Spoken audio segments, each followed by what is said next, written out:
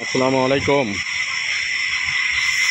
দেখেন আমরা যশোরের কাঠ নিয়ে কাজ করি। আমাদের এখানে যশোরের রেন্টি কাঠ মোটামুটি ভালো।